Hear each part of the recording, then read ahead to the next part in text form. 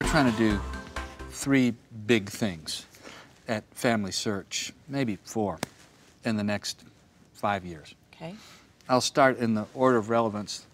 First, we really need to have a much better, in our view, beginner experience. Yes. That makes it just so easy for anybody to do. Yes, so that when you go to a class about GEDCOM, you don't think that they're talking about DEATHCOM, which was my experience. I had no idea, and I came out not knowing what I was talking about. Right. If you go to Roots Tech, they'll probably be talk about GEDCOM, which is a file format for exchanging genealogical data. And that's very important for intermediate and advanced genealogists, but it's not a beginner thing. The second thing that's really important for us, besides the beginner experience, is making this family tree accessible to everybody. This is the fulfillment of prophecy. Now, the third thing is most of the records in the Granite Mountain Vault are still in microfilm.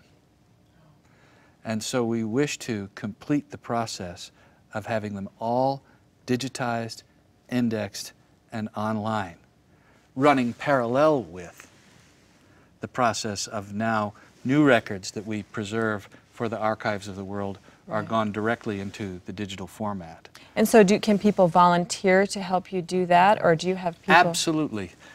The greatest need for volunteers is in the indexing area, because it's a lot harder to browse. You know, with the microfilm machines, you go like this. Yeah, you know, It's much harder to do that. It's not impossible online.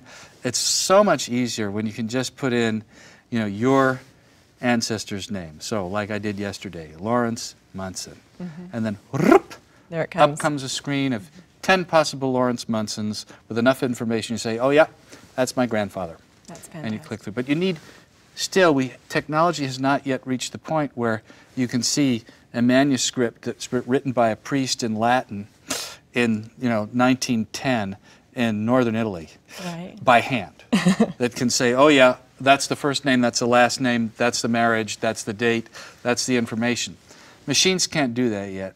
Only humans can do that. So a project like the one we have now, where all of the birth, marriage, and death records in Italy since like the early 19th century up to the middle of the 20th century, it's called the Registro Civile. We are now indexing that and digitizing that in partnership with the Italian government. But we need people who can read that information on a screen and then enter it in a database that a computer can search, so that millions of people of Italian ancestry can find those records. And that's indexing. So indexing.familysearch.org. Anybody can volunteer. You don't need to be a member of the church. In fact, we have thousands and thousands of people who aren't members of the church who do this with us. And indexing, is there like a certain age that you would request that people index, or can entire families index? An entire family can index. It's really... As long as you can read. As long as you can read.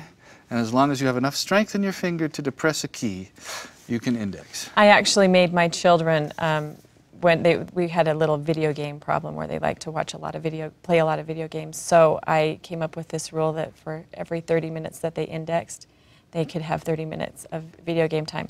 My son did not like it at all, but my teenage daughter, my 16-year-old, she actually liked it, and she did it a lot. And she's like, "This is kind of fun." Yeah. Yeah, she thought it was kind of fun. My son hasn't caught on to it yet, but my 6-year-old really actually enjoyed doing it. And oftentimes, she hasn't done it lately, but in the summertime, I could find her on Sundays indexing on the computer. Now, this is something that is not really far-fetched, but indexing is a form of humanitarian service.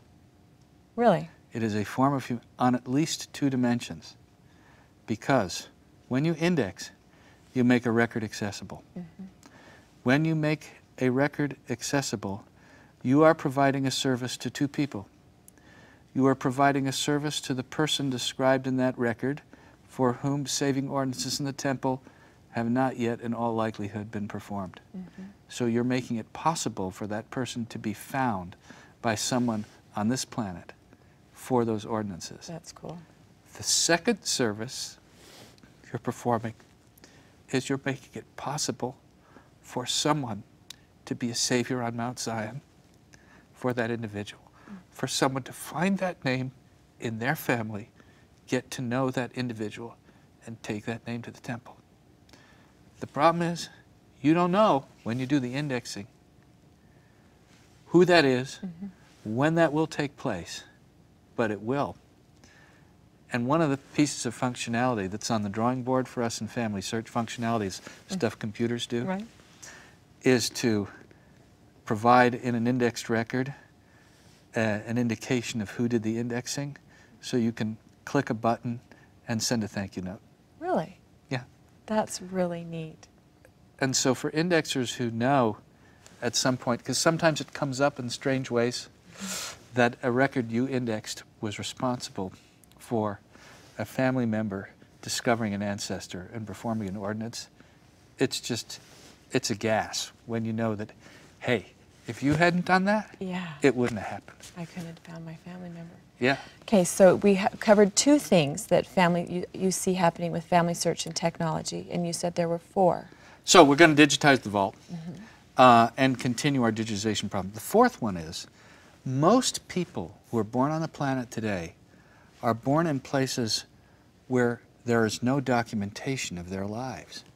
There is no record of birth, death, or marriage. The records are here in the living memories of individuals.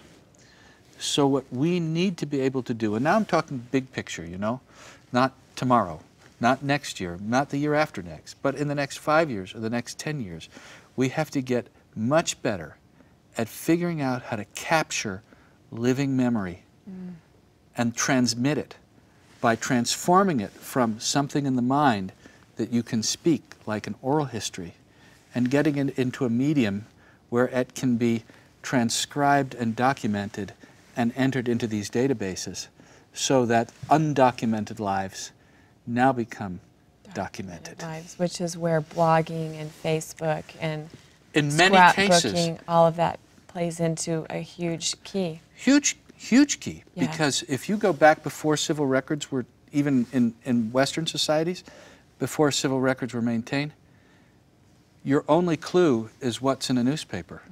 And a blog is just another form of newspaper. It really is, and a lot of newspapers are moving away from the actual physical, paper and are utilizing blogs, which is interesting because a lot of mommy bloggers say, I don't write about anything important. I just write about the silly stuff that happens in my day.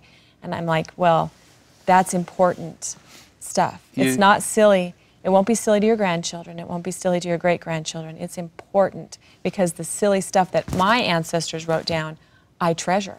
And I'm grateful that they took the time to write that down.